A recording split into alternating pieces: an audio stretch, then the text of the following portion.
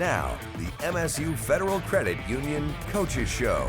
Michigan State gets the W, the first for interim head coach Harlan Barnett. It was a great feeling, and I'm glad we were able to get a win. Look at this, little chicanery, there it is, Foster. You know, nobody likes to lose. Well, I don't like to lose. I had to lose 6 in a row. That wasn't fun. So to finally get one on the 7th try was really good. Looking over the middle, it's caught, it's touchdown, it's Fitzpatrick. We'll have great attention to detail. Everybody will be executing and doing their job at a high level, and that will give us the opportunity to pull off a victory down there. When Michigan State's football team took down Nebraska 20-17 last Saturday, interim football coach Harlan Barnett walked up to his post-game press conference and said, finally, MSU ended its 6-game losing streak with a win over the Cornhuskers and gave Barnett his first career win as a head coach. It has been a long and trying 2 months for Barnett and this football program, which is why Saturday's win was so special for them. Harburg's got to let it fly. Time winding down. Michigan State gets the W, the first for interim head coach Harlan Barnett. Your first ever win as a head coach. What were the emotions like, first of all, on Saturday? The emotions were all over the place. They were really high and expressive, if I can say that. But you know, just seeing, you know, my wife and granddaughter and daughter and son-in-law, everybody out on the field, and Coach Izzo, Coach D'Antonio. I mean, the players, obviously. It was all over the place, but it was a great feeling, and I'm glad we were able to get a win. Yeah, when the ball finally hit the grass, you know, you kind of stayed calm for a little bit. Then afterwards, yeah, we saw the hug with Coach Izzo and your family. You know, getting a win like that, what did that just do for you too? Was it a sigh of relief in a way too? I would say so, yes. You know, like I said, I was happy for the players, and it was also senior day, and that was awesome. But even for myself, selfishly, I felt a sigh of relief for sure. You know, nobody likes to lose. Well, I don't like to lose. Let's just say that way. And to lose 6 in a row, that wasn't fun. So to finally get one on the 7th try was really good. The game ball, you were the one that received it. What's the plan right now with that? Well, I actually don't have it right now. They took it back from me because they wanted to paint it up and, you know, put all the stuff on it like they do. So, but when I do get it back, I'll just probably put it in. I have a bunch of balls downstairs from my time being here and coaching in general and playing as well. And I'll put it down there in a special place. It'll sit out in front of all the other balls. Is that the last time you got a game ball when you were a player? Yeah, I got one before at Northwestern in 21. Coach gave me one because my dad had just passed a few weeks, like a few days earlier, and so it gave me a ball. So that was pretty cool. So the meaning too then behind getting the game ball, you know, just how special is that for you too? Like maybe one day when you look back on it and think of November 4th of that day and how special that was for you. Oh, it's going to be, oh yeah, always. That's always going to stick in my mind. I'll never forget it. The entire thing, you know, from the stand in the Kellogg, actually going back to Friday, the senior night, taking pictures with the players and their parents, eating dinner. The whole deal. Yeah, I know it was senior day, but there was a lot of true freshmen or just freshmen in general that played some valuable minutes for you. You know, I think 3 on the defensive side of the ball with Jordan Hall, Chance Rucker, and Jalen Thompson now recently. What has this true freshman group really brought to you guys, especially on the defensive side of the ball? Well, they brought their talent. I mean, they're good players, and the future is very bright for us and for them. Because of who they are, and just think they're true, like you said, they're true freshmen, man. And so, you know, another year under their belts, watch out. I mean, they should be dynamic next year and really, really good, get stronger, faster, all of that stuff. And so we're excited about them and some of their classmates that have yet to be seen. It was a really good class. 3 turnovers, 7 sacks. What did you just enjoy the most, especially being a defensive coach, really? What did you like about the defensive performance? I liked everything about it. We talk about 3 and out takeaway all the time, and so we got the takeaways, the sacks as well. And getting some of those sacks, we knocked the ball out. Or cause problems with the ball. So like you said, I'm a defensive guy, so you want to see defense shut down people, and our guys did a great job. Coach Hazelton and the staff are doing a really good job. I know it's a frequent question, but with another true freshman in Sam Levitt, what's obviously if he plays another game, he'll burn that red shirt. How do you handle that situation, or what's kind of the process going to be like this week with him? Well, we want to do what's best for Sam and the team, and we're still processing it through right now. But it worked pretty good for us last week. So, and Sam is a team guy, so he wants to do what's best for the team as well. But again, we want to protect him. So we'll see. We're still working through it, and we'll just see what happens on Saturday. As a follow-up to Barnett's first ever win, he now gets to get ready for #1 Ohio State. The Spartans and Buckeyes will clash under the lights tonight in Columbus, and we're going to be talking with Barnett a little bit later in the show about how MSU can pull off the upset. When we come back, we're going to be sitting down with Maverick Hansen, who was the first player to celebrate with Barnett after the game last Saturday. We'll see you soon. This segment is sponsored by MSU Healthcare. As we go to break, Farm Bureau Insurance invites you to register to win an exclusive private dinner with head coach Tom Izzo. Go to InsideTheGreensweeps.com to register. They say you shouldn't. You wouldn't dare. They say you're not strong enough. Don't have the drive. Lack the inspiration. The world is full of people who will tell you what you can't do. Just say 2 words. I will. There are no small dreams. Begin with an idea. Start now. Dream big with MSU FCU. Federally insured by NCUA. Welcome back to the MSU Federal Credit Union Coaches Show.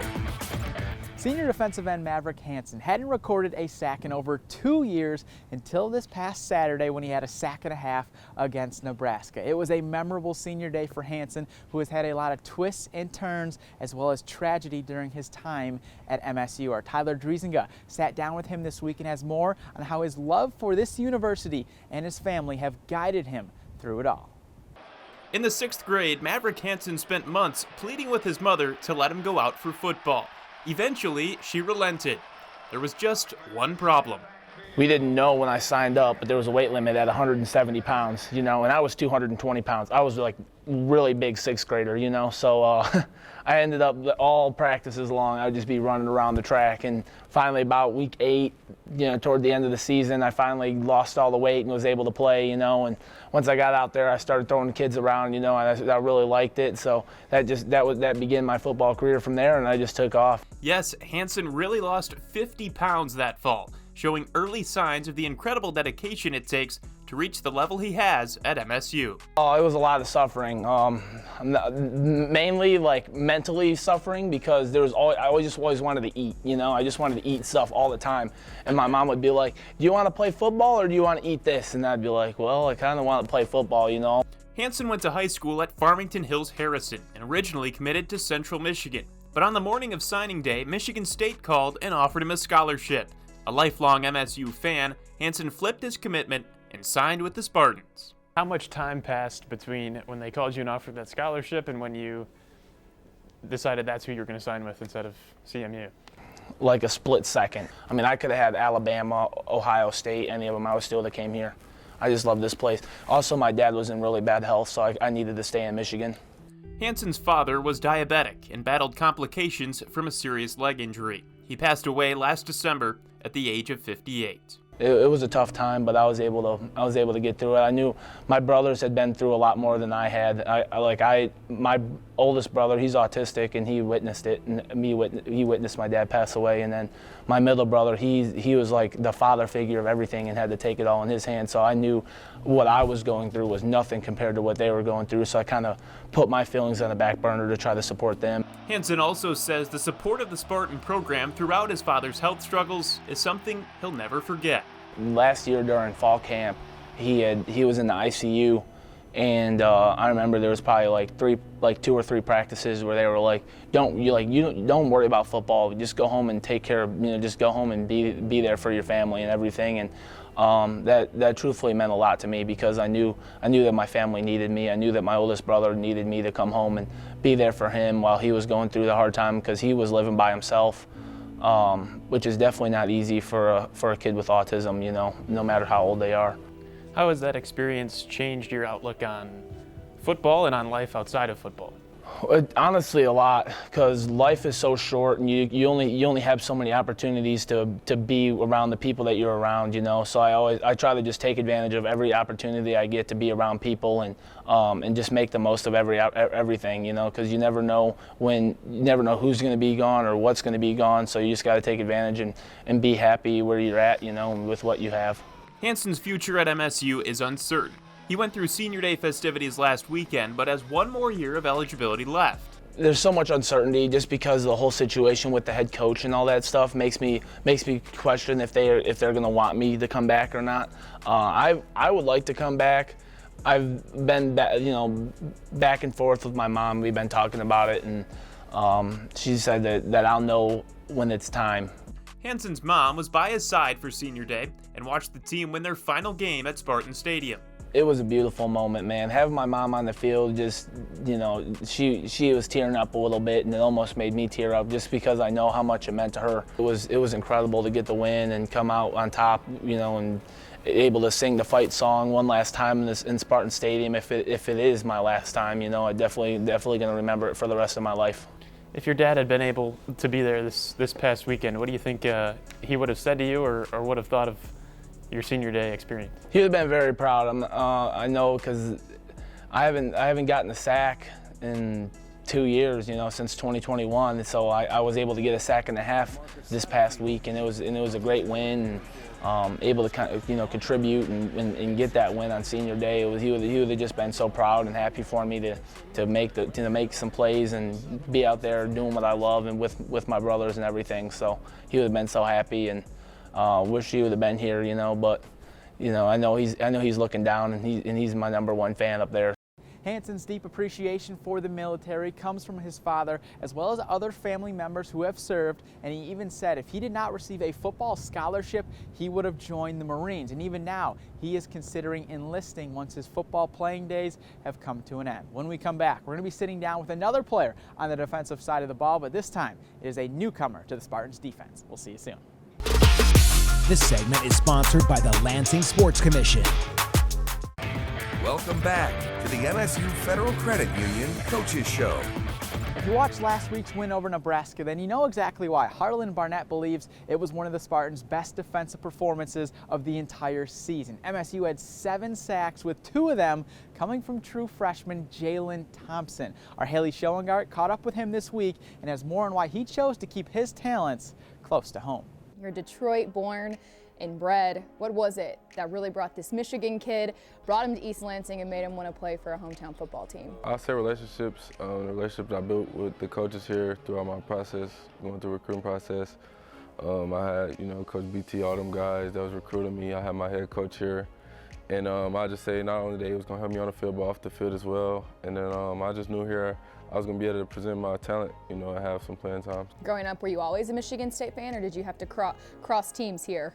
I would kind of say I was more of a Ohio State fan. That was kind of my dream school growing up. But, you know, as the time came on, I started, you know, with the recruiting process. It ain't about what you like, it's about the truth. So I eventually became a Michigan State fan. Playing Ohio State this weekend, what's going to go into that when you're facing one of the best offenses in the country? I kind of say the same kind of mindset I had with the school down the road. You know, being a freshman, you know, you got to take in everything. You got to make sure you pay attention to detail, make sure you know everything, you know, definitely because it's a bigger level. So, and then that being the #1 team as well. So I just make sure I just lock in and pay attention to everything that's around me so that, you know, I had the best, so I'll be able to perform the best of my ability. Well, and Detroit's all about grit, hard work, you know, tough people. How have you exemplified that in your play, especially this season where you've really risen to the occasion? Just being able to show up when my number is called, being able to encourage my teammates, being a great player, picking up the areas that we may lack, and just being a good team player. You know, every time my number called, and you know, like I said, when the opportunity presented itself, you know, it was there. 2 sacks against Nebraska. What went into that performance, and how would you grade yourself there? I say I looked at the game, it was bigger than me. You know, kind of the same way I looked at all the past games. Just knowing that it was the last home game in the woodshed, knowing that it was for the seniors, you know, some of their last games. And then I had a lot of family there as well, so I just kind of looked at it as bigger than me, and I just wanted to showcase what I had and just play my keys and follow my hand. Football is really big in the city of Detroit. When did you first start playing? I've been playing football since I was 8. I played Little League, and then I kind of watched my uncles and stuff. They all went to Cass, so I watched Cass growing up, and they kind of encouraged me to want to go to Cass. And then I say when I first got there, though, I really didn't like it. It was, it's a big school. You got probably about 2,500 students there. Roughly 2,500 students there, so it's a big transition from middle school when you only got a couple students to 2,500. But over time I adapted to it, and it worked out. To leave a legacy like you have at Cass Tech, growing up watching those guys, how special was it for you to leave a place better than you found it? It felt great. Every time I go back, I start to think about all the memories I had, all the fun I had. High school was I feel like you have a lot of fun in high school, and they happen so fast, knowing that I left early as well. But I just kind of think of it as, I made the way for the younger guys that's coming in. Do you feel like a source of inspiration almost, coming from Cass Tech, staying home, playing for Michigan State, and being able to really make an impact so fast? Oh yeah, most definitely. I feel like growing up in Detroit, everybody say get out of Michigan, going to college and stuff like that. But I just wanted to go against the odds, and I wanted to stay home and, just show them, I'm showing regardless of where I go, I'm still going to be able to get the job done and reach my goals. Another 2-sack performance from Thompson will certainly help the Spartans slow down Ohio State's offense, which averages over 400 yards per game. We need to take one final break, and when we come back, we're going to be seeing what Barnett says about the challenge that lies ahead. This segment is sponsored by Shoepad. Welcome back to the MSU Federal Credit Union Coaches Show.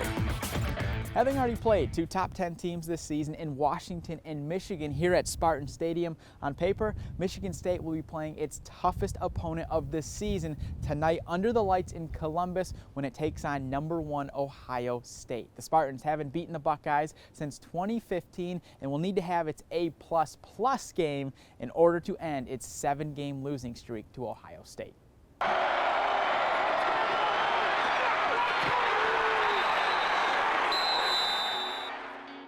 The challenges that they present. Obviously, they have the talent on offense and defense and all across the board, really. But, what's it going to take for you to get another win? Well, first off, we can't beat ourselves. So this is our 3rd top 10 team that we're playing this year. And in those first 2, we had 11 penalties each game. So we beat ourselves. We helped them beat us. And they didn't need help. So we hopefully won't do that. We'll have great attention to detail. Everybody will be executing and doing their job at a high level, and that will give us the opportunity to pull off a victory down there. You're 2-0 against the Buckeyes as a player, correct? That is correct. That is correct. And I'm from Cincinnati, Ohio, but yeah, 87 and 88. We won, and if I'm being totally honest here, I played in 87, but I did not play in 88. I was injured, but I was still part of the team, so 2-0 is 2-0. There you go. With obviously, they have a lot of skill with a player like Marvin Harrison Jr., who maybe be the best non-quarterback in the country. What do you kind of do with the younger players, especially at cornerback, to really prepare them for that challenge? Just that, you prepare them. You get their minds right, and let them know this is why you come play ball. This is why you play. I always tell them, it's a mindset. How you walk out on the field and how you take the field, you should always think you're the best player on the field, and that's a mindset. And if you don't think it, nobody else will. And when you have that mindset going into it, now you're going to be ready to play and perform against a guy like a Marvin Harrison, who is a phenomenal football player. But we look forward to the challenge. Outside of guys that have played at Michigan State, is he potentially the best receiver you've played at in college level? I remember us being at Cincinnati playing against Roddy White. Now you got me going through my mind trying to remember all these guys. I'm going to forget somebody, obviously. But Roddy White, he was at UAB, we were at Cincinnati. I remember that guy. I'm like, this dude is a player, man.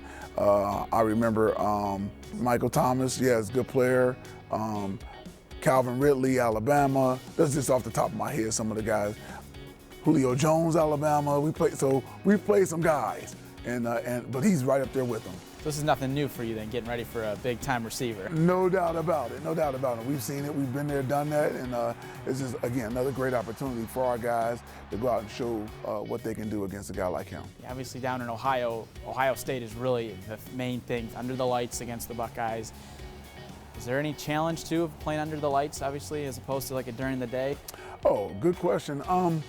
It shouldn't be at this point in time. You know, it shouldn't be. It's all what you let mess with your mind. And that's why even when we were going up to Iowa, I said, remember, it's 11-on-11 football. It doesn't change. So it's all a mind thing. You know, playing on the road or playing here at Spartan Stadium, you still got to have 11-on-11. You have to go out and execute with a great attention to detail, and that never changes. So it's almost, to me, I always give the analogy of the Matrix. When Neo knew he was Neo, everything slowed down.